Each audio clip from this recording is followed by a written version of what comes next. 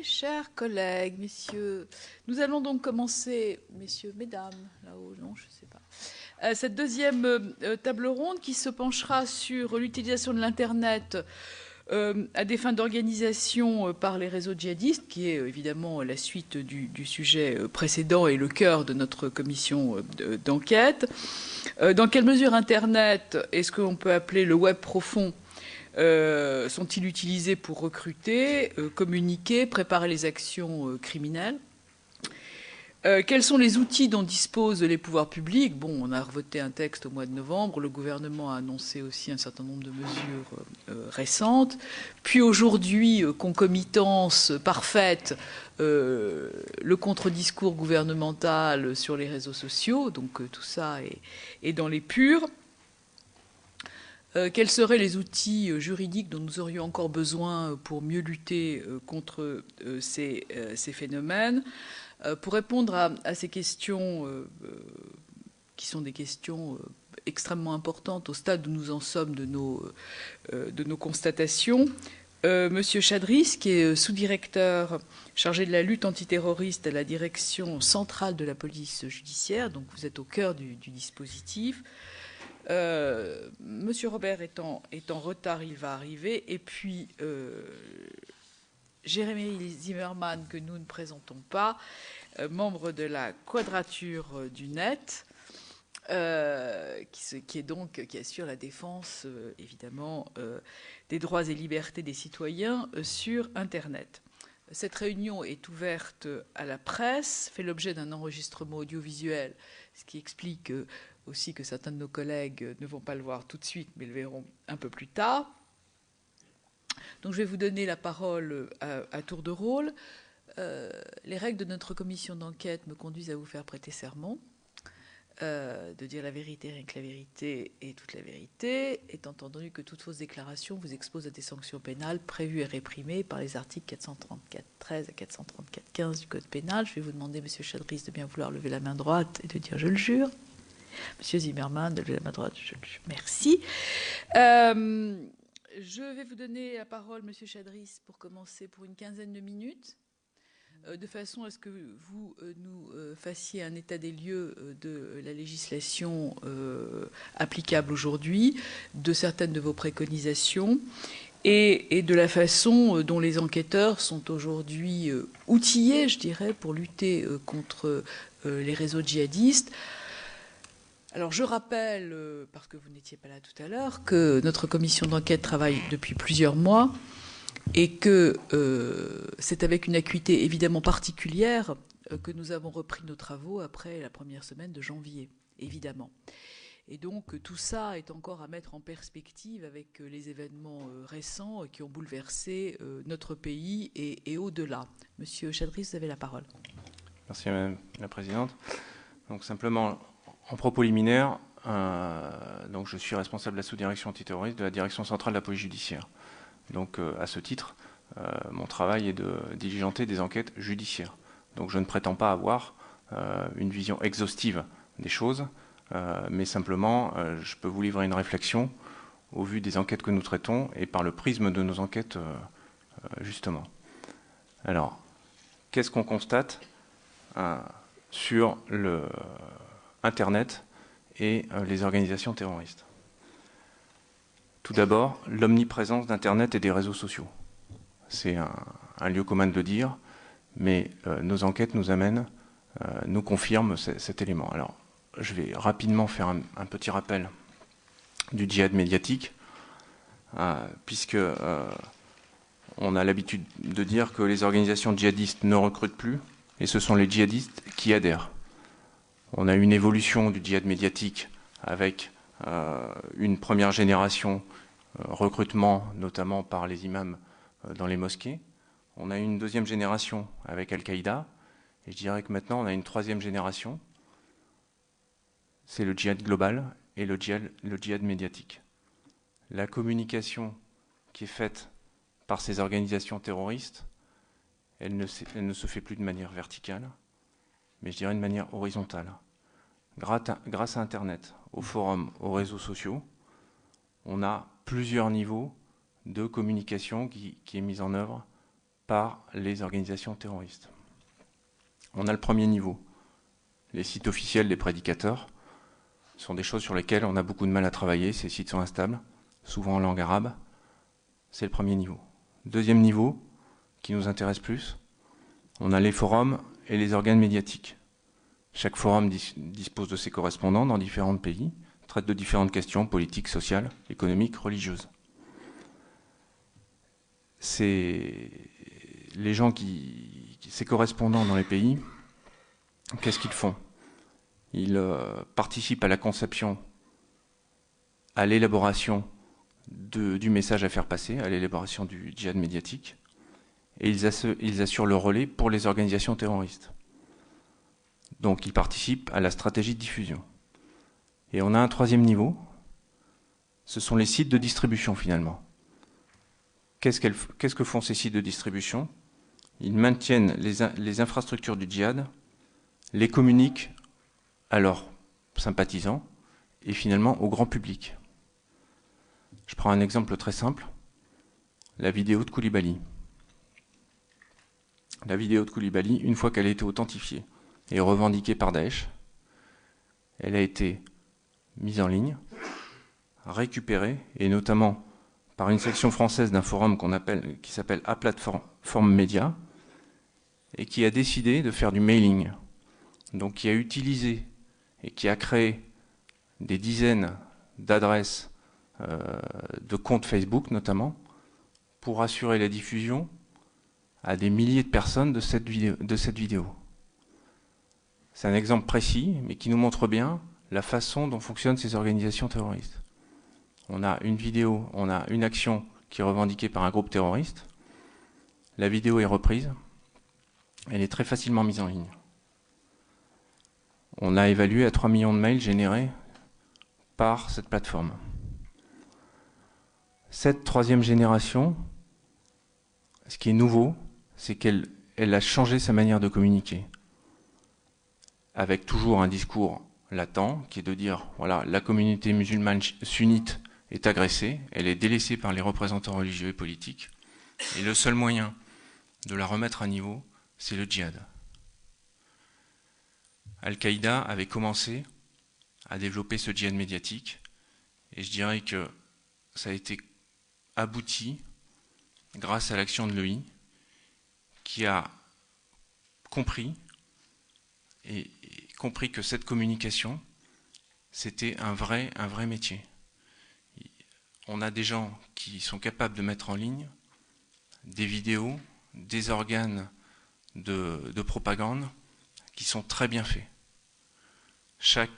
Pour ne parler que c'est des organisations telles qu'Al-Qaïda ou l'EI ou Daesh, on a une revue d'Al-Qaïda que tout le monde connaît qui s'appelle Inspire, qui a été créée en 2010.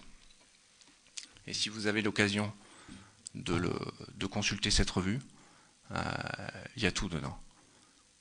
On a Daesh, avec une revue qui a été créée en juillet 2014, au moment de l'instauration du califat, qui s'appelle Dabiq. Quand vous allez en ligne, que vous cherchez, et vous le trouvez assez facilement, la revue Dabiq, vous avez compris que le djihad médiatique a atteint un niveau qu'il n'avait jamais atteint jusqu'alors. Le but de ces organes de presse, de ces publications, c'est l'actualité des organisations terroristes.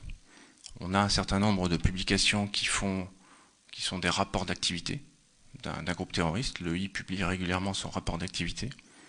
C'est d'un accès en ligne très facile.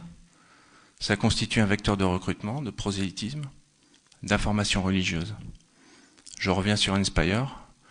Dans un de ces numéros, il y avait comment fabriquer une bombe dans la cuisine de votre maman. Accès très facile. Et ce qu'on constate dans nos enquêtes, les gens sur qui on travaille consultent régulièrement ces sites de propagande, ces revues. On en retrouve des traces de connexion très régulièrement. On retrouve des exemplaires papier. C'est quelque chose qui est très largement diffusé, qui est très efficace. Al-Qaïda puis l'EI ont compris également qu'il fallait publier ces revues en langue autre que la langue arabe. Donc on a des revues qui sont publiées Inspire en anglais, Dabiq qui est publié également en français, qui est traduite et publiée en français très rapidement. On en est au 6e numéro. Et on a un effet surmultiplicateur que sont les réseaux sociaux. Les réseaux sociaux sur Internet, c'est une véritable nouveauté. On en a pris conscience lorsqu'on a commencé à travailler justement sur les filières syriennes, où on a vu apparaître sur Facebook et Twitter, mais essentiellement sur Facebook, on a vu apparaître toute la propagande djihadiste qui circulait très facilement. Je ne parle même pas de YouTube ou Dailymotion, qui sont un moyen pour les organisations terroristes de facilement dupliquer leurs vidéos, et c'est très difficile après de les stopper. Vous avez vu ma collègue précédemment, elle a dû vous exposer la technicité que ça requiert. C'est extrêmement compliqué d'arrêter une vidéo. Une fois que la vidéo est en ligne, n'importe qui la reprend et la diffuse sur les réseaux sociaux. Ce qu'on constate dans nos enquêtes, c'est que les gens sur qui on travaille sont très actifs sur Facebook.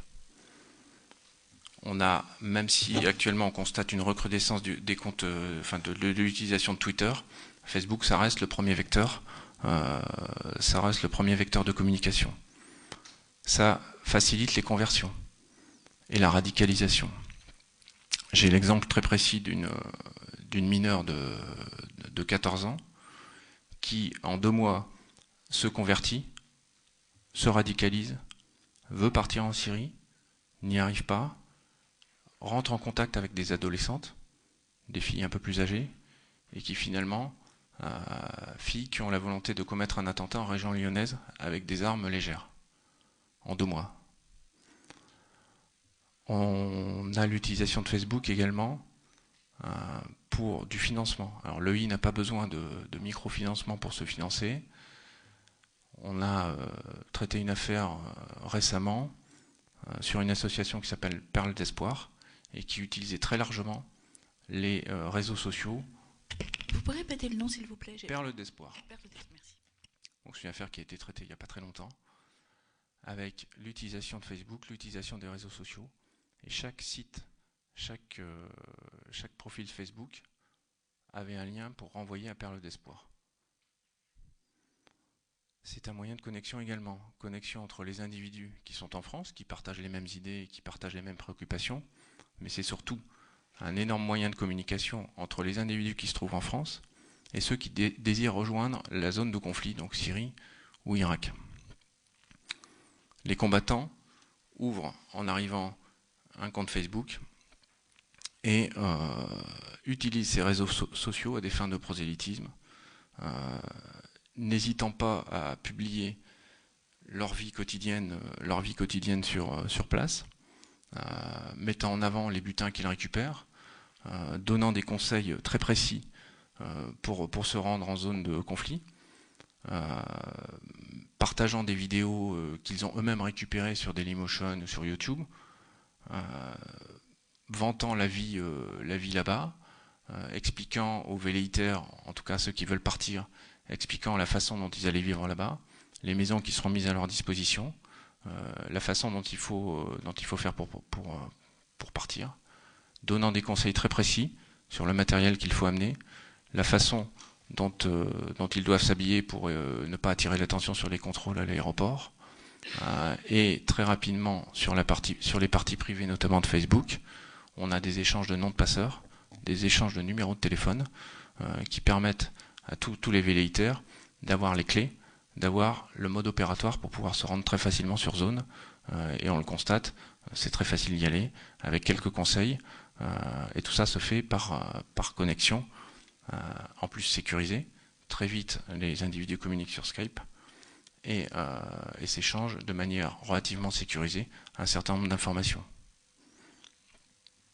Donc, tout futur djihadiste en attente de conseils trouve très facilement par ces réseaux sociaux les moyens d'aller sur zone, les conseils pour y aller, ce qu'il va y faire, tout ça avec un côté très comment dirais-je, voilà, quelque chose de bien fait, qui attire les gens, qui attire les jeunes, et notamment les jeunes filles. Alors le cas particulier des jeunes filles, on le voit dans plusieurs dossiers. On a des jeunes filles qui vont sur les réseaux sociaux, qui communiquent essentiellement entre elles, et qui se font harponner, entre guillemets, par des gens, par des combattants qui sont sur zone et qui cherchent une épouse. On a vu des mariages express sur Skype pour des jeunes filles qui ensuite partent en zone de conflit pour rejoindre leur mari très rapidement.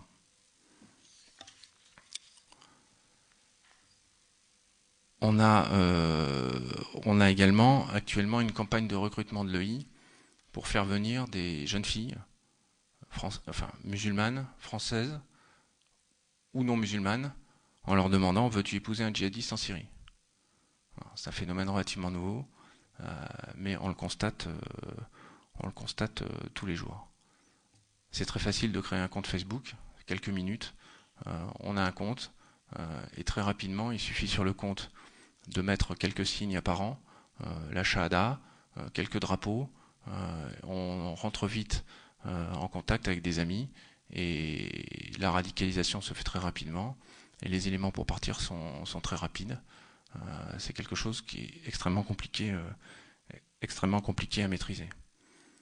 Alors en même temps, c'est une aide pour nous.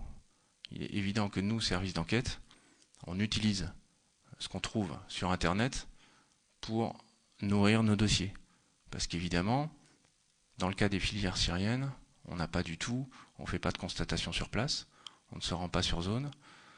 Donc le but pour nous, c'est de réunir des éléments de preuve pour pouvoir déférer les gens à l'autorité judiciaire, notamment dans le cadre d'associations de malfaiteurs à but terroriste.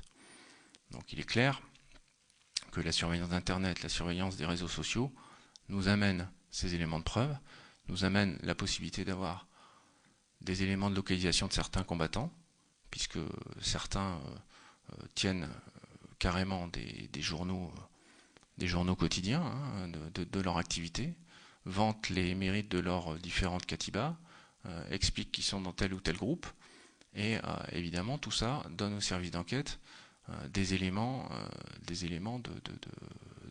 pour nourrir un dossier. On a eu un cas très précis d'un individu qui est revenu en France au mois d'octobre, qui est actuellement mis en examen, où il tenait un journal de bord quotidien, et avec la particularité quand même assez rare de mettre tout ça sur la partie publique de son Facebook. Donc c'est aussi une stratégie pour les organisations terroristes de laisser faire, voire d'encourager ce type d'initiative, toujours dans un but de recrutement de prosélytisme et de finalement pouvoir donner à beaucoup de monde l'accès à ce genre d'informations pour pouvoir recruter. Le but étant de recruter de recruter facilement des combattants et les faire venir. Les auditions que l'on fait des gens qui reviennent de zones de conflit nous permettent également d'établir que certains occidentaux qui sont là-bas n'ont pas forcément les armes à la main, mais s'occupent d'administrer des sites internet et s'occupent de gérer la communication ou les sites Facebook de certains d'entre eux. C'est leur travail là-bas.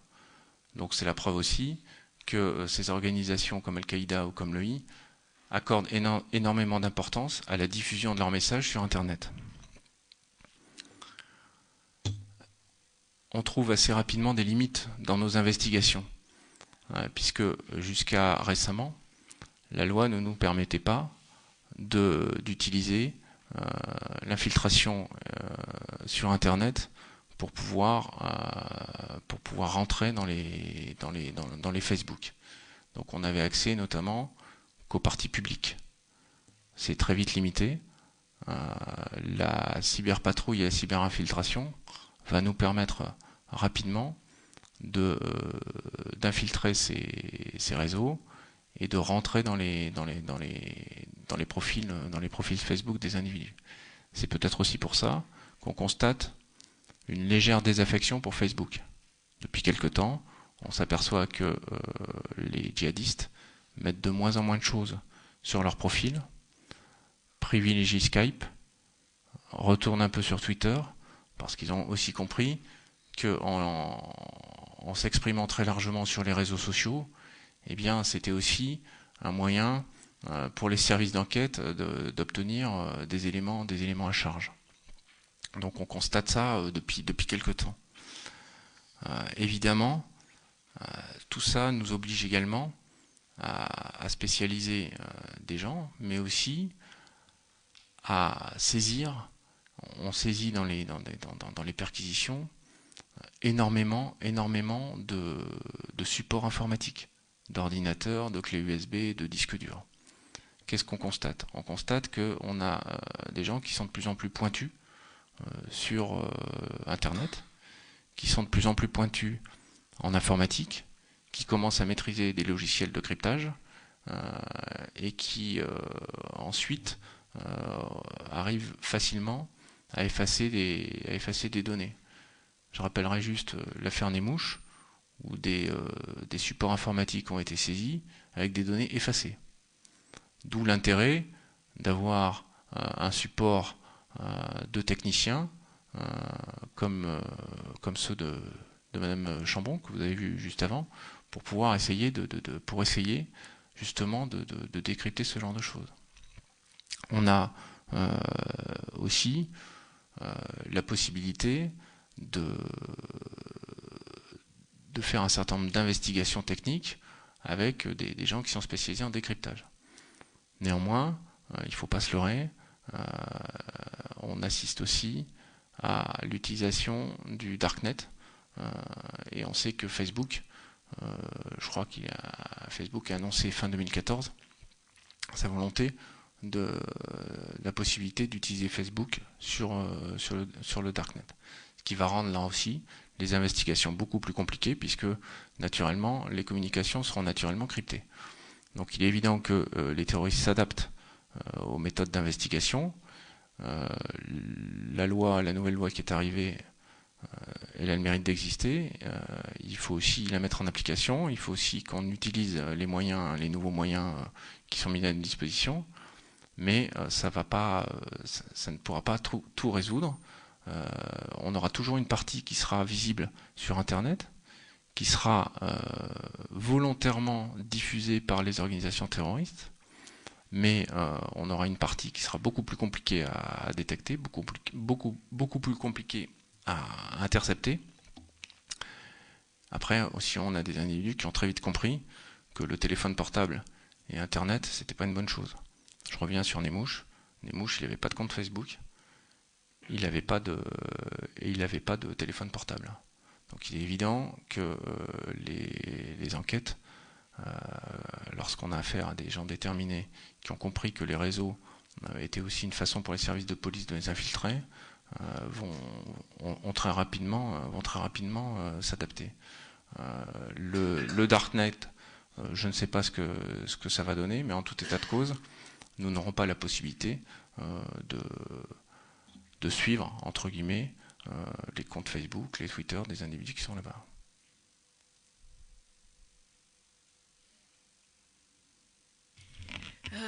Écoutez, je vous remercie de ces précisions et de ces informations.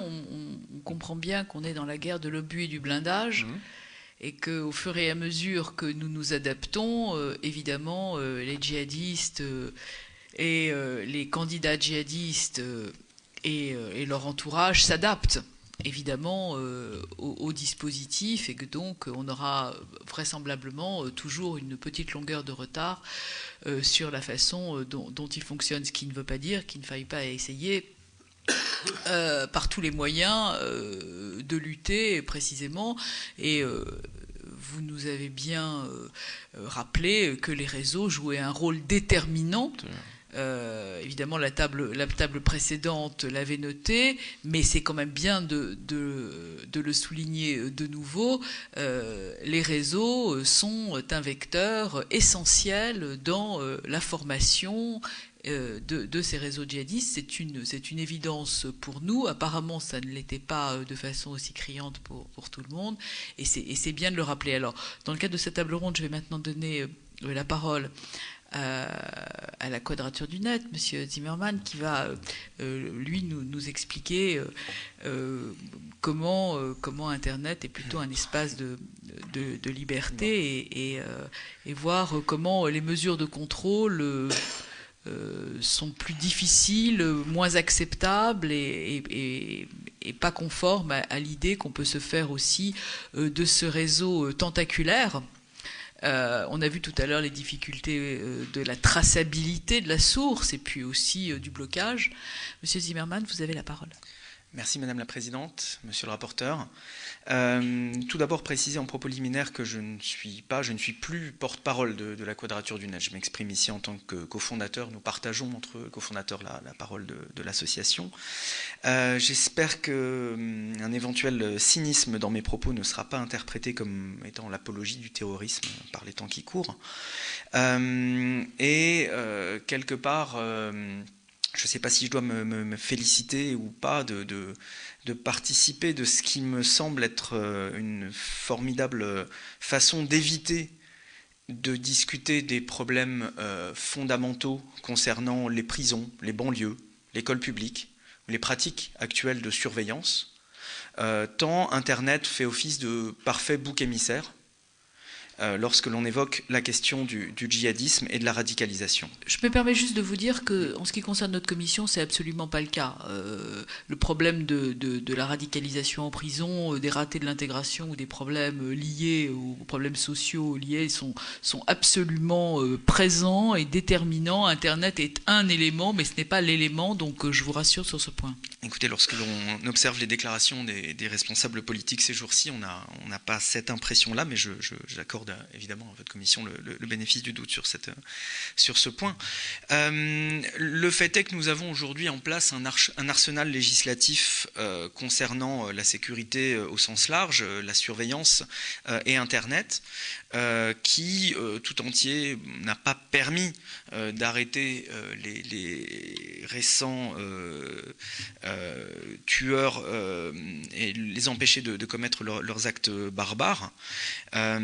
Le fait est que l'empilement de lois concernant Internet et attaquant les libertés fondamentales sur Internet, ce n'est pas moi qui le dis, c'est la commission consultative du gouvernement en matière de droits de l'homme qui n'a pas été consultée sur la loi antiterroriste qui le disait. Le fait est que les mêmes causes produisant les mêmes effets, nous allons probablement continuer dans la même logique. Puisque ça a échoué jusqu'à présent, continuons.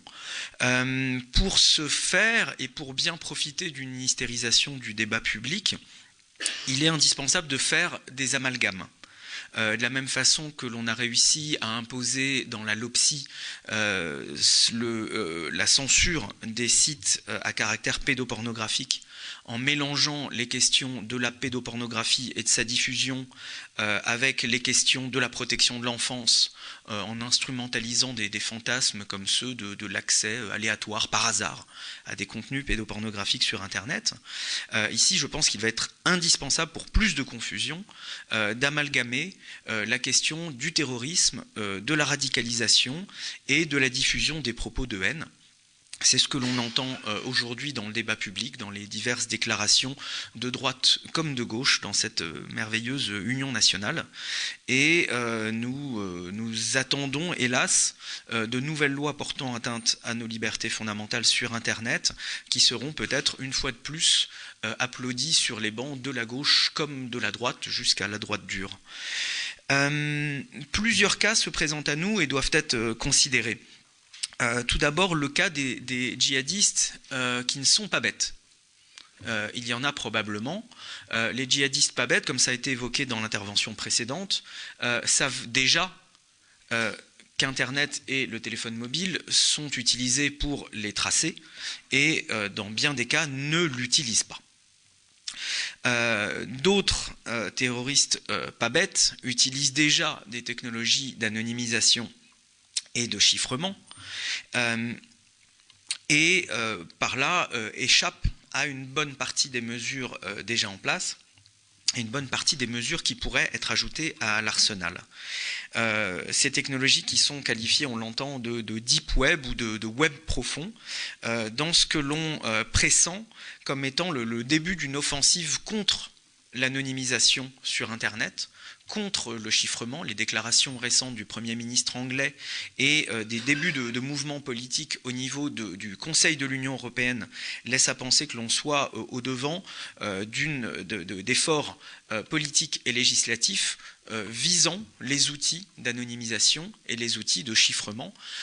Cette offensive est déjà à l'œuvre depuis quelques années. On se rappelle du PDG de Google, Eric Schmidt, déclarant « Si vous souhaitez être anonyme sur Internet, c'est donc que vous êtes un criminel et que vous avez quelque chose à cacher ».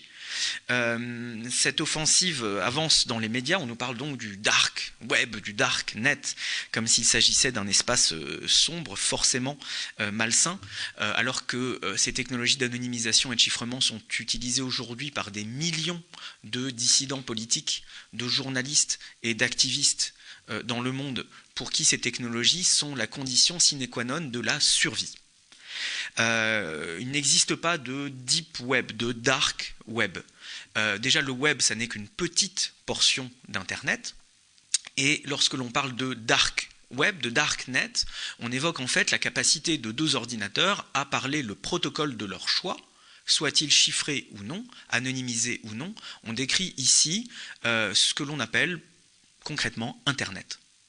La possibilité d'ordinateurs sans intermédiaire, sans médiation, sans garde-barrière, de choisir un protocole et de le discuter entre eux, c'est la définition même d'Internet. Alors évidemment, lorsque Google définit Internet, il définit Internet comme tout ce que Google peut aspirer, tout ce que Google peut espionner et donc livrer à la NSA, et par définition, le reste est marginalisé, décrédibilisé, exclu derrière cette notion de web profond. Ensuite vient le cas des terroristes plutôt bêtes. Ceux qui n'ont pas entendu parler de la surveillance, fût-elle de masse ou ciblée, et qui, sans s'anonymiser, sans se protéger, vont accéder à des sites dédiés comme ceux décrits précédemment, des sites de prédicateurs, des sites de djihadistes, des sites d'endoctrinement, des forums et autres. Le réflexe du gouvernement, vous le savez, c'est la censure. Le décret d'application de la LOPSI et de la loi terroriste a été transmis à Bruxelles au lendemain des attentats de Charlie Hebdo, avec, on le rappelle, la capacité donnée au ministère de l'Intérieur de décider de quel site serait censuré d'Internet. On le voit donc avec le mouvement politique en cours, les sites faisant de près ou de loin l'apologie du terrorisme seront évidemment concernés par ces dispositions. Le réflexe de la censure, vieux comme le monde, revient au galop dès que les peurs sont instrumentalisées. J'ai l'intime conviction que ce réflexe de censure est absolument contre-productif. Contre-productif car, comme ça a été dit précédemment, ces sites ouverts aux quatre vents, auxquels accèdent des gens sans se protéger, sont une mine d'or pour les enquêteurs et les services de renseignement. Pour enquêter, pour cibler par la surveillance ciblée ceux qui y participent, pour infiltrer ces réseaux. Censurer ces sites donnerait le signal à ces individus qu'ils sont repérés par l'État français et leur donnerait immédiatement le signal qu'il est le bon moment pour faire un clic et contourner la censure. En un clic, n'importe qui est capable d'installer le Tor browser, le navigateur Tor, et en un clic, n'importe qui est d'ores et déjà capable de contourner la censure telle qu'elle sera mise en place en France. Donc, la conséquence la plus évidente de la mise en œuvre de cette censure sera de propager ces dispositifs d'anonymisation, de protection et de chiffrement des communications, et donc peut-être, en les éduquant, de faire passer ces terroristes bêtes au rang de terroristes pas bêtes, ou un petit peu moins bêtes. et ainsi le réflexe sécuritaire de censure se révélera parfaitement contre-productif.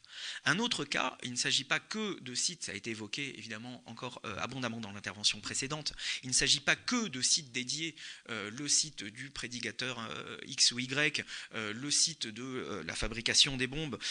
Pour information, j'avais je crois 13 ou 14 ans lorsque j'ai accédé pour la première fois à des recettes de bombes sur les premiers BBS, parce que je trouvais ça intéressant et que ça faisait partie des matériaux qui y circulaient sans pour autant n'avoir jamais pratiqué, ni ne m'être radicalisé outre mesure. Donc en forme de petite pique, pas encore, en forme de petite pique pour bien faire la distinction entre l'existence d'un contenu ou d'un texte quelque part et le fait d'y accéder, et entre le fait d'y accéder et le fait de mettre en pratique, de passer à l'acte, qui est quelque chose qui relève évidemment de l'enquête, qui doit être ciblée avec des moyens adéquats et sous contrôle de l'autorité judiciaire. Donc, outre ces sites spécifiques, dédiés, que l'on va avoir prochainement tentation de censurer d'une façon complètement contre-productive, évidemment, existent les plateformes, les sites dits de réseaux sociaux, au travers desquels les djihadistes plutôt bêtes communiquent et peut-être endoctrinent. On cherche à recruter. Je dis plutôt bête parce qu'il est de notoriété publique aujourd'hui que ces sites sont l'objet d'une surveillance totale par la NSA et sa myriade de partenaires publics et privés aux quatre coins du monde, les Five Eyes, les Nine Eyes, les 11 Eyes, etc. Que faire avec ces plateformes ? Le premier réflexe immédiat sera celui de la surveillance de masse. Probablement déjà pratiqué selon ce merveilleux terme de novlangue politique qui était qu'on a entendu lors de la LPM dans des pratiques allégales. N'était pas illégal, était allégal. J'attends que quelqu'un utilise cette défense devant un juge. Je vous jure, monsieur le juge, je ne savais pas, je croyais que c'était allégal. Donc ces pratiques, ces pratiques illégales étaient probablement déjà répandues à l'époque de la LPM et sont désormais aujourd'hui légalisées. Donc la tentation de la surveillance de masse, celle qui a été dénoncée il y a 2 jours par le Conseil de l'Europe comme étant profondément attentatoire aux libertés fondamentales et en violation flagrante des traités et des valeurs de l'Europe. Deuxième solution, en ce sens, les déclarations récentes du Premier ministre et du Président de la République sont assez éclairantes. Confier les missions de surveillance, voire des missions de censure, à ces acteurs privés. Autant se débarrasser de la patate chaude et confier à Facebook, Twitter et Google des missions de police et des missions de justice. En leur demandant, ça a été dit publiquement, la coopération, en leur demandant de prendre des mesures, voire en leur imposant un régime de responsabilité. On transformerait donc ces acteurs en une sorte de milice, je crois qu'il n'y a pas d'autre mot pour des polices privées, en leur confiant le soin d'automatiser, pourquoi pas à l'aide de robots, la détection de mots-clés, la détection de comportements. Ils font déjà ça à des fins commerciales ou à des fins d'espionnage économique ou politique pour le gouvernement US. Donc pourquoi pas rendre ce service à ses alliés pour justifier une fois de plus ces pratiques et au passage donner toujours un petit peu plus de pouvoir à ces entreprises en s'asseyant majestueusement sur l'état de droit et sur le droit à un procès équitable.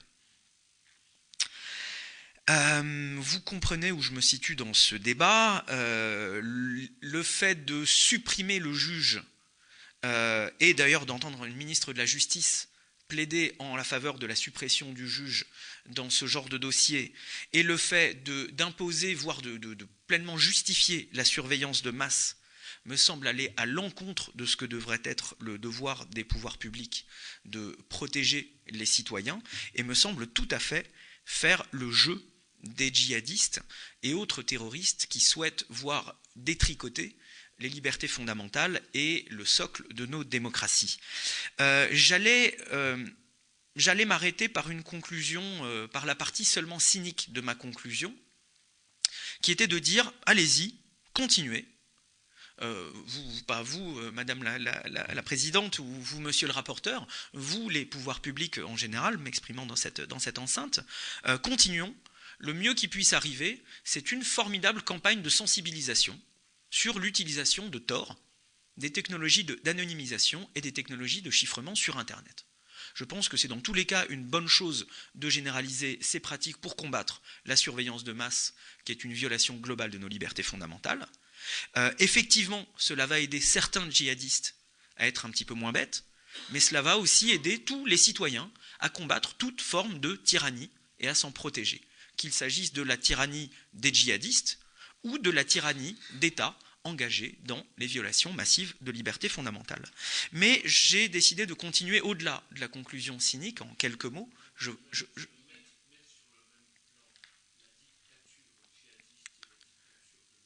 J'ai parlé de toutes les tyrannies, toutes leurs formes, dans toute leur diversité. Je ne sais pas, mais je poserai des questions tout à l'heure. Oui, il y a des moments où je ne sais pas, c'est difficile de ne pas réagir. Mais c'était le but. C'était le but on n'est de pas dans faire la réagir. Même dictature en la République française. Je n'ai pas nommé la République française. Non, mais j'ai parlé des tyrannies en général.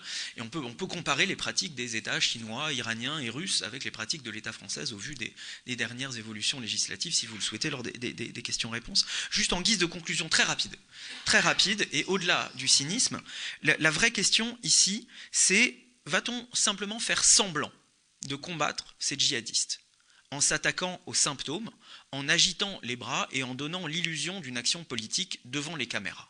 Auquel cas, par pitié, essayons de le faire sans attaquer le socle des libertés fondamentales et sans légaliser des pratiques profondément antidémocratiques.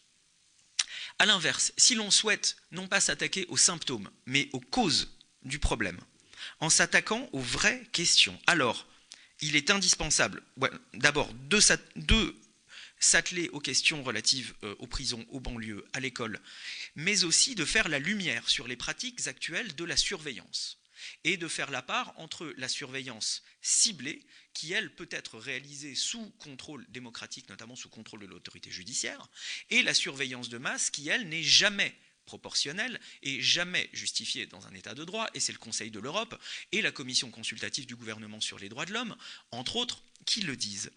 Auquel cas, ce n'est qu'en faisant cette transparence que l'on pourra comprendre les pratiques actuelles des enquêteurs, de la surveillance ciblée et de l'infiltration, que l'on pourra réellement apprécier leur efficacité, que l'on pourra pleinement faire confiance dans les institutions qui s'y livrent, et là avoir un débat serein sur comment augmenter ces moyens des enquêteurs et de la surveillance ciblée dans le respect des valeurs démocratiques. Je pense que c'est la seule façon de faire un pied de nez à ceux qui veulent attaquer nos démocraties que de renforcer les libertés fondamentales et le socle républicain.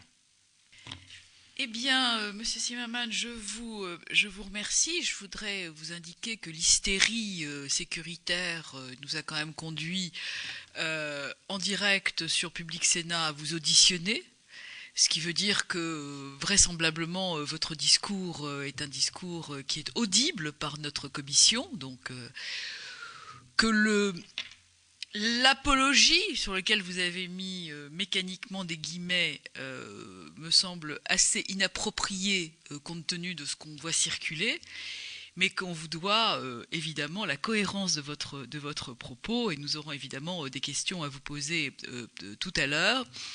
Merci en tous les cas de cette intervention musclée. Nous n'en attendions pas moins de vous en vous invitant à cette table ronde, et nous ne sommes pas déçus. Il me revient d'accueillir M. Robert, procureur général près la Cour d'appel de Versailles. Merci de nous rejoindre. Vous êtes, Monsieur le procureur, l'auteur d'un rapport Protéger les internautes, rapport sur la cybercriminalité. Donc nous sommes évidemment au cœur de ce sujet, rapport que vous avez remis à Madame le garde des Sceaux. Cette audition, comme vous le savez, est ouverte à la presse. Les règles de fonctionnement me donne le plaisir de vous faire prêter serment, vous rappelant, s'il en était besoin, que toutes vos déclarations vous exposent à des sanctions pénales prévues et réprimées par les articles 434-13 à 434-15 du Code pénal. Je vous demande de bien vouloir jurer de dire la vérité, rien que la vérité, toute la vérité, de lever la main droite et de dire « je le jure ». Merci. Merci beaucoup, monsieur le procureur. Je vais vous donner une quinzaine de minutes pour pouvoir nous donner assez rapidement, puisque la table ne fait que commencer et qu'il y aura des questions à vous poser, les principales lignes de ce rapport que vous avez remis au garde des Sceaux. Cybercriminalité et djihadisme font-ils bon ménage, et les moyens de lutte contre la cybercriminalité peuvent-ils être dupliqués au réseau djihadiste et à l'utilisation qu'ils en font d'Internet? C'est une des questions que nous nous posons. Et ensuite, le rapporteur et les collègues auront des questions à vous poser. Vous avez la parole, monsieur le procureur général. Merci, Madame la Présidente. Je ne suis pas un spécialiste du terrorisme. Je suis plutôt un généraliste de la procédure pénale et du droit conventionnel. Et c'est un peu à ce titre que plusieurs ministres m'ont chargé de piloter un groupe interministériel. Ce n'était pas simplement la justice, il y avait aussi l'intérieur, l'économie des finances et l'économie numérique. Mais groupe de travail qui, lui, était composé des plus éminents spécialistes de ces 4 départements dans la lutte contre la cybercriminalité. Alors, vous l'avez dit, nous sommes parvenus, après de nombreuses auditions nationales et internationales, à nous mettre d'accord sur un constat et aussi sur des propositions communes qui sont versées au débat public depuis juin dernier.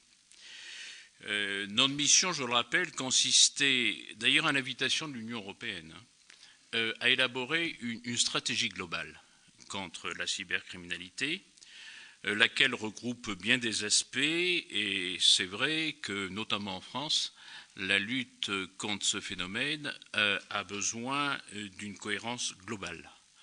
D'où une approche que nous avons voulu généraliste, avec surtout des propositions de nature organisationnelle et juridique, mais dont certaines peuvent intéresser la lutte contre le terrorisme, et c'est de celle-là dont je vais bien entendu vous parler. Je ferai l'économie du reste et je vous renverrai mon rapport.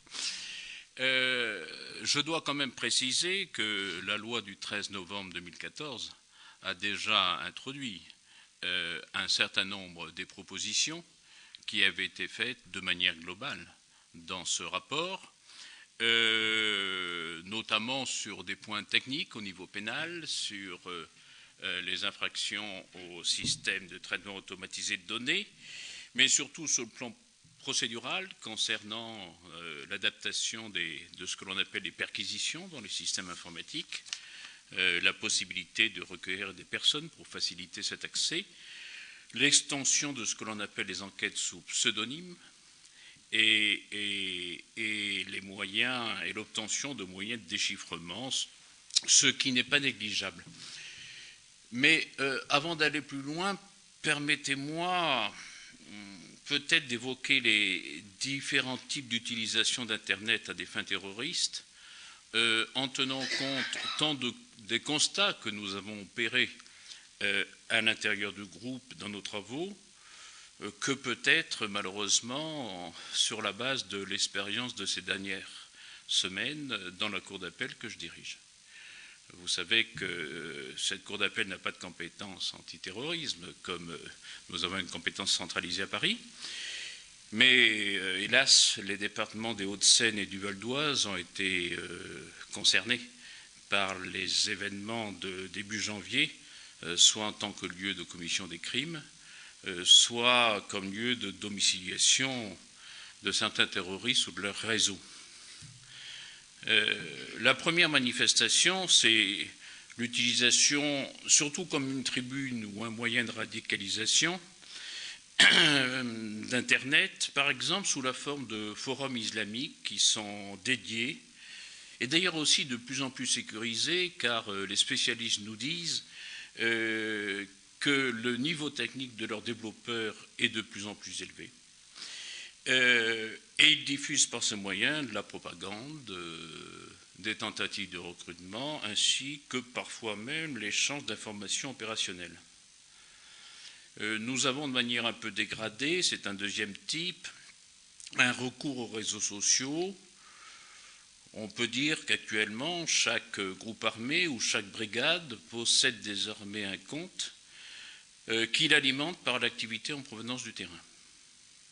Alors, bien entendu, ces informations ne sont pas négligeables pour les services antiterroristes, il faut le savoir. Hein. Bien entendu, ils sont extrêmement friands, et on peut les comprendre, des informations qui sont contenues dans ces sites, et même si on ne se répand pas dans les médias, il y a des informations qui peuvent être utiles à un certain nombre d'enquêtes. La grande question que nous nous posons tous, c'est de savoir quel est l'impact, notamment pour le recrutement djihadiste, de ce genre d'informations. Alors, j'ai analysé un certain nombre d'auditions de personnes qui étaient parties en Syrie ou de personnes qui tentaient d'y partir, qui font tous état de l'influence qu'ont pu avoir sur leurs décisions de ces différents sites spécialisés. Lorsqu'on creuse plus loin, on se rend compte quand même souvent de l'existence de véritables recruteurs personnes physiques qui laissent à penser, sans que nous ayons vraiment une connaissance scientifique, et de toute façon les services spécialisés seraient plus compétents que moi pour en parler, qui laissent à penser que peut-être la consultation d'Internet ne suffit pas. Le troisième type de manifestation que nous avons, c'est l'utilisation de leurs comptes sur les réseaux sociaux par des individus, tout simplement. Alors, depuis les crimes du début de l'année, nous avons une floraison, je dirais, d'insertion constitutive d'apologie ou de provocation au terrorisme, ou provocation générale à la commission d'un crime, ou provocation à la haine raciale, des menaces antisémites, des menaces à l'égard des forces de l'ordre, voire même à l'encontre de certains musulmans présidents d'associations qui sont considérés comme des traîtres. Donc nous avons malheureusement, nous avons constaté une forte activité en la matière. Et je voudrais d'ailleurs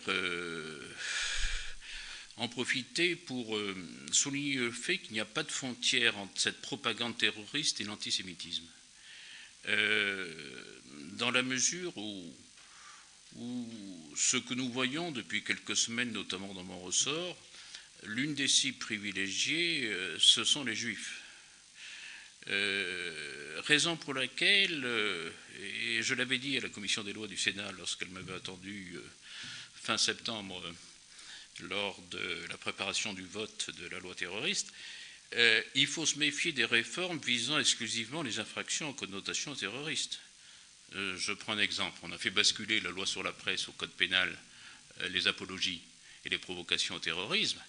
Je leur avais dit, faites attention, on va immédiatement se poser le problème de savoir pourquoi les manifestations de même nature, mais à connotation raciste, xénophobe, antisémite, islamophobe, la contestation des crimes contre l'humanité, nous sommes en plein dans l'anniversaire de l'Holocauste. Bon. Est-ce que tout ça ne mérite pas une égale considération, surtout que c'est souvent assez lié, du moins pour certains d'entre eux. Je ne croyais pas avoir raison si tôt. Le quatrième type, c'est des cyberattaques contre les systèmes automatisés de traitement de données, avec deux natures.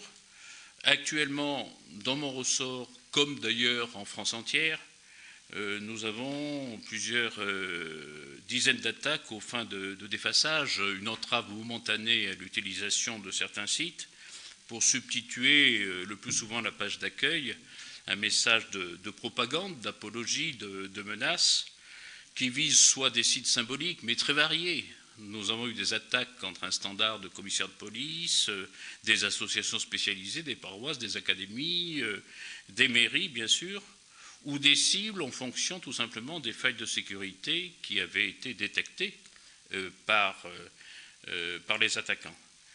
Et puis nous avons des attaques contre ce qu'on appelle les STAD, ces systèmes de traitement administratif de données beaucoup plus dangereuses, qui poursuivent un but d'intrusion et de captation ou de suppression de données. Et ça, c'est beaucoup plus sérieux parce que ça vise le plus souvent soit des grands services publics, soit ce que l'on appelle les opérateurs d'importance vitale, c'est-à-dire les 150 services ou entreprises qui sont vitales pour la nation. Alors, là-dessus, le recours à sa propre page individuelle Facebook pour faire de l'apologie ou de la provocation, c'est pas celle qui nous inquiète le plus, parce que c'est aisément identifiable, et c'est ça d'ailleurs qui a motivé pour l'essentiel toutes les poursuites pour comparution immédiate auxquelles on assiste depuis 3 semaines. Bon. La question est déjà plus délicate quand le compte Facebook a été créé suite à une usurpation d'identité. Mais évidemment, les forums et les comptes utilisés par les terroristes eux-mêmes, ainsi que les attaques contre les stades, qui proviennent à peu près tous de serveurs où sont mis en œuvre de l'étranger, nous posent beaucoup plus de difficultés. C'est ça notre cible principale. D'autant plus qu'on bute sur les questions de coopération internationale. Alors, comment renforcer notre capacité ? Je n'aborderai la question que sous l'angle organisationnel et pénal. Sur l'organisation de l'État, si vous voulez, notre constat, c'est que la cybercriminalité, de manière générale, nous l'abordons en France de manière très dispersée. C'est-à-dire chaque administration quasiment, et pourquoi pas chaque grosse entreprise privée, se sont dotés de moyens de réponse. Mais autant nous avons eu une synergie pour la cyberdéfense, autant nous avons organisé quelque chose de très structuré pour la sécurité technologique avec l'ANSSI, autant il n'y a pas d'organisation comparable en France quant à la cybercriminalité. Alors que l'étude des systèmes étrangers nous montre que nous avons des organisations de même nature au niveau étatique, centralisées et relativement efficaces. Bien sûr, en matière de terrorisme, ce problème est un peu estompé par le fait que depuis la loi de 86, nous avons une centralisation aussi bien des services d'enquête que des services judiciaires. On pourrait peut-être la renforcer encore un peu, même si la loi de novembre l'a déjà fait il y a quelques semaines. Il faudrait étendre la compétence concurrente de Paris aux attaques contre les systèmes de traitement automatisé des données concernant les opérateurs d'importance vitale. Pourquoi ? Parce qu'au début, vous ne savez pas quelle est la nature de l'attaque. Ça peut être du cyberespionnage, ça peut être du cyberterrorisme, on n'en sait rien. Il faut qu'on arrive à concentrer le traitement de ces affaires. Et Paris, compte tenu d'une possible synergie avec ces sections spécialisées en matière de terrorisme, ça m'apparaît utile. Et il faut aussi d'ailleurs renforcer les structures de la chancellerie, qui, pour l'instant, ne sont pas assez structurées et nombreuses concernant la cybercriminalité. Ça, c'est le premier point. Sur la prévention du cyberterrorisme, notre connaissance, elle repose sur quoi actuellement ? Elle repose soit sur l'obligation faite aux opérateurs par la loi de novembre dernier de dénoncer à l'Office central spécialisé des éléments qui peuvent apparaître comme connotés terroristes, soit ce même office reçoit des signalements provenant des internautes, soit nous avons une surveillance proactive qui est réalisée par les services d'enquête très spécialisés dans la mesure de leurs moyens. Alors, le système est assez bien conçu, même s'il est récent, mais nous avons des goulets d'étranglement, nous avons un office central qui n'a pas la capacité d'absorber tous ces signalements et dénonciations. Alors, le pire, ça a été ces 3 dernières semaines où même l'office est bloqué, quoi. Le système, la plateforme dite Pharos ne fonctionnait plus tellement il y avait eu d'afflux en termes de signalement. Nos policiers, nos gendarmes habilités sont en nombre trop insuffisant pour la surveillance du net. C'est très net. Et quant à la justice, Paris il va falloir renforcer les sections spécialisées. Nanterre aussi, parce que Nanterre est le siège de l'Office central et donc est alimenté par toute une série de demandes venant de... Voilà. Voilà pour l'appréhension du cyberterrorisme très rapidement. Le point principal, numéro 3, pour moi, ça consiste en la nécessité de faire évoluer le régime de responsabilité des intermédiaires et des prestataires du net. Comprenez, sur ce point, l'État a constamment hésité depuis 15 ans sur le type de réponse à apporter à la cybercriminalité. Alors, tantôt, on a essayé de jouer l'autodiscipline des professions, tantôt, on a négocié des dispositifs de co-régulation, tantôt des dispositifs de contrôle-sanction qu'on a confiés à des administrations spécialisées ou à des autorités indépendantes, tantôt, on a fait le choix de la réponse judiciaire, par moments civil, d'autres moments pénal. Véritablement, il semble que la France, je parle de manière générale en matière de cyber, n'ait pas encore fait un choix définitif sur les modes de réponse les plus appropriés. C'est vrai qu'on a fait figure de pionnier avec la loi du 21 juin 2004 sur l'économie numérique, hein, mais les obligations qu'elle comporte restent pour partie lettre morte, il faut le savoir. Parce que certains prestataires ne jouent pas le jeu. Et il me semble, c'était du moins la proposition du groupe de travail, que 10 ans après cette loi sur l'économie numérique, le temps est venu de redéfinir un cadre global adapté à l'évolution des techniques et à la diversification des prestataires, à l'instar de ce que tentent d'ailleurs le Conseil de l'Europe et l'Union européenne de leur côté. Alors, pour moi, il n'est pas question de remettre en cause l'irresponsabilité de principe des prestataires de l'Internet, parce que c'est une condition de neutralité. Il n'est pas question de remettre en cause aussi les possibilités de partenariat. Mais je considère que nous sommes dans une situation qui s'est tellement dégradée que les formes de coopération attendues de ces partenaires ne sauraient relever de ce seul partenariat. Et là, quelques points. D'abord, les prestataires de droit américains.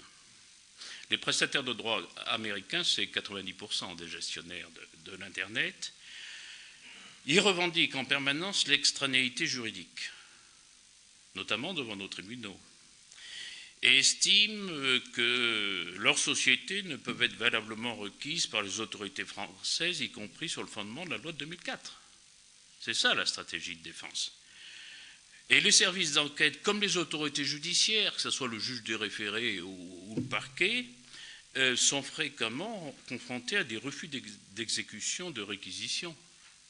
Et dans ces cas-là, ne serait-ce que pour identifier qui est derrière tel site ou tel message, ce qui nous oblige à nous tourner vers une coopération judiciaire internationale qui n'est pas faite pour ça et qui ne fonctionne pas. Alors l'Union européenne, le Conseil de l'Europe s'intéresse activement à cette question. Nous avons considéré, nous, qu'il n'était plus possible d'attendre. Et plus possible d'attendre, d'autant plus que ces sociétés étrangères, qui ont quand même des millions d'abonnés ou d'utilisateurs en France, qui engrangent des bénéfices substantiels de l'exploitation de leurs données personnelles, refusent délibérément d'appliquer certaines obligations légales internes, même si, je le reconnais volontiers, la coopération a permis de faire un certain nombre d'avancées, mais de manière inégale, suivant les prestataires. La seule solution pour nous consiste à prévoir que les obligations normatives, tant civiles que pénales et administratives, qui sont imposées aux prestataires, concernent non seulement les prestataires français ou installés en France, mais aussi les prestataires étrangers exerçant une activité économique sur le territoire, fût-elle accessoire, ou offrant des biens ou des services, même à titre gratuit, à des personnes de nationalité française ou domiciliées sur le territoire, et cela indépendamment du lieu d'implantation de leur siège social et du lieu de stockage de leurs données. Les choses sont claires et, selon moi, juridiquement, nous ne nous mettrions pas en porte-à-faux avec la réglementation européenne. à partir de là, il faudrait mieux préciser ce qu'on attend de ces prestataires. Alors, pour certaines cibles, comme le terrorisme, nous attendons en effet des opérations de type d'inventaire et de dénonciation, de signalement à l'autorité publique. Est-ce qu'il faut aller plus loin en leur demandant un rôle actif? Je n'y suis pas favorable en ce qui me concerne. C'est à l'État de faire la police du net, même si nous devons bénéficier de signalements plus importants. En revanche, lorsqu'il y a un retrait qui est ordonné par une autorité administrative ou judiciaire habilitée, il faut réfléchir à la possibilité de confier au prestataire le soin en quelque sorte une obligation de surveillance spécifique pendant un temps déterminé pour éviter ce qu'on appelle l'effet miroir, c'est-à-dire qu'on vous reprenne immédiatement, par exemple en cas de blocage ou de déréférencement, l'information qui était illicite. La deuxième proposition, toujours sous cet angle d'attaque, c'est que la loi de 2004 est muette sur le rôle des fournisseurs de moteurs de recherche. Or, avant de parler blocage, le déréférencement, c'est-à-dire supprimer la possibilité de retrouver un certain nombre de sites grâce aux moteurs de recherche, apparaît une solution des plus simples et des plus efficaces. Et je souhaite depuis un an qu'on puisse l'intégrer dans la loi de 2004, ce qui n'a pas du tout les mêmes inconvénients que le blocage administratif, mais qui permet de compliquer l'accès à un certain nombre de sites. Il nous faut aussi, je crois, adapter le droit pénal. Nous avons le juge de référé au niveau judiciaire. Il faut donner au juge des libertés de la détention, lorsque le problème se pose en matière pénale, et c'est souvent le cas, les mêmes pouvoirs qu'au juge de référé. Que nous ayons une solution pénale, notamment par rapport à ces informations. Et enfin, je déplore qu'il n'y ait pas d'autorité de contrôle et de sanction vis-à-vis de ces prestataires. Nous avons des sanctions pénales dans la loi de 2004 qui n'ont jamais été appliquées depuis 10 ans. Il faut avoir une autorité de contrôle, la raison pour laquelle nous proposions la création d'une agence qui ferait l'interface, en fin de compte, avec les prestataires, mais qui assurerait le contrôle et qui mettrait aussi à exécution les décisions judiciaires qui peinent souvent à l'être lorsqu'elles concernent Internet. Voilà ce que je voulais préciser sur ce point. Le dernier point, c'est sur l'identification des délinquants, quels qu'ils soient, mais notamment en matière de terrorisme. Ce qu'il faut bien comprendre, moi je n'ai jamais été partisan d'un droit d'exception. Je suis extrêmement prudent par rapport à ces choses-là, et nous avons tenu d'ailleurs à faire consacrer tout un chapitre au rappel des principes et des garanties sur les libertés individuelles, et notamment ce résultant de la jurisprudence de la Cour européenne, qui nous a servi de guide dans les propositions. Et cependant, tout ce que me disent les acteurs, que ce soit les magistrats ou les policiers, c'est que les mécanismes classiques de l'enquête ne sont pas efficaces. Et en France, nous avons essayé vague que vague de les adapter à la lutte contre la cybercriminalité, alors que la plupart des États européens, d'ailleurs, ou même d'autres États, nous avons étudié le Japon, nous avons étudié les USA, etc., ont traité les choses dans un chapitre spécifique du Code de procédure pénale. Donc, il y a un certain nombre de réponses qui ont déjà été apportées par la loi de novembre. Ce n'est pas la peine d'en rajouter. Je ne suis pas pour qu'on modifie encore une fois le droit pénal de fond et le droit pénal de forme si on n'en a pas besoin. On fait beaucoup de lois. Profitons déjà de la dernière. Voyons ce qu'elle donne avant de passer à certaines choses. Simplement, il y a 2 ou 3 propositions que je pourrais vous faire dans le cours du débat. Concernant des difficultés de compétences territoriales pour la compétence française, lorsque certaines infractions et notamment de cyberinfractions, sont commises à l'étranger. Et il y a aussi un problème juridique à régler concernant l'accès. Lorsque vous saisissez un ordinateur, vous pouvez normalement accéder au site consulté par l'intéressé, sauf que nous avons une réglementation européenne lorsque ce site est à l'étranger, qui est assez stricte, et il va falloir que nous puissions adapter en France les moyens dont nous disposons. Donc c'est un problème d'accès en ligne aux données informatiques qui sont à l'étranger. Les services spécialisés demandent que l'on prenne enfin le décret sur la captation des données, mais ça vous avez déjà dû en entendre parler, c'est un leitmotiv.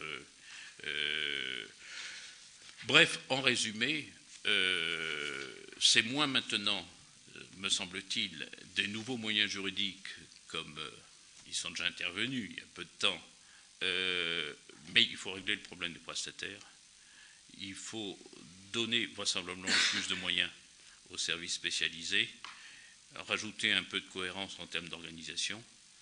Je ne dis pas que tout sera résolu parce que c'est un problème très complexe, cette cybercriminalité, mais je pense au moins que nous serons mieux armés. Merci beaucoup, Monsieur le procureur, Monsieur le procureur général, de cet exposé très clair. Vous avez beaucoup parlé de l'Europe. Après les attentats de janvier, le président du Sénat et notre commission souhaitaient nous renforcer. Nous avons un coprésident désormais qui s'occupe des affaires européennes, qui est André Reichardt, qui est par ailleurs membre de l'Assemblée parlementaire du Conseil de l'Europe. Donc je pense que là, il sera aussi au cœur de cette problématique.